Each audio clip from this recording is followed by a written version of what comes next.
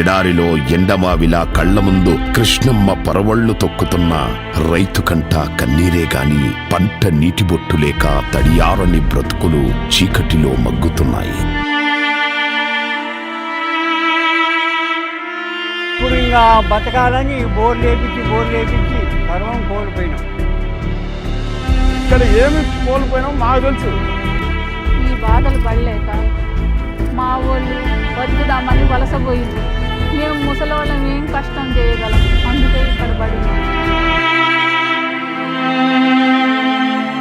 Fluorosis వలన చిన్న వయసులోనే ఎంతో మంది రకరకాల వ్యాధులకు గురవుతున్నారు.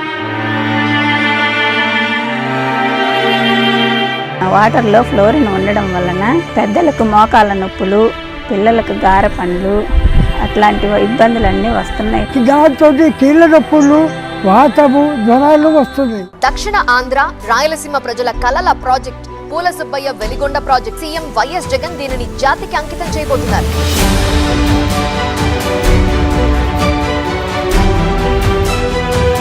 ఈ 2 టన్నల్స్ కొల్లంవాగు అంటే శ్రీశైలం బ్యాక్ వాటర్స్ రిజర్వాయర్ నుంచి స్టార్ట్ అవుతాయండి. ఇంకా తాగునీరు దాదాపు 12 నుంచి 15 లక్షల మందికి ఉపయోగపడుతుంది.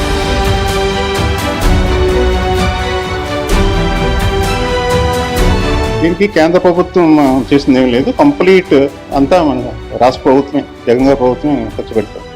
ఎన్నికలకు వెళ్లే ముందు ఈ ప్రాజెక్టు ఇనాగ్రేట్ చేసి ఎన్నికలకు వెళ్తామని కూడా ఈ సందర్భంగా తెలియజేస్తా ఉన్నాను.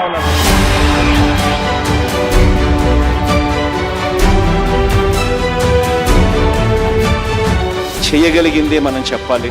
నిబద్ధత, చిత్తశుద్ధి వైఎస్ఆర్ కాంగ్రెస్ పార్టీకి మాత్రమే ఉంది అని కూడా చెప్తా ఉన్నాను ఈరోజు.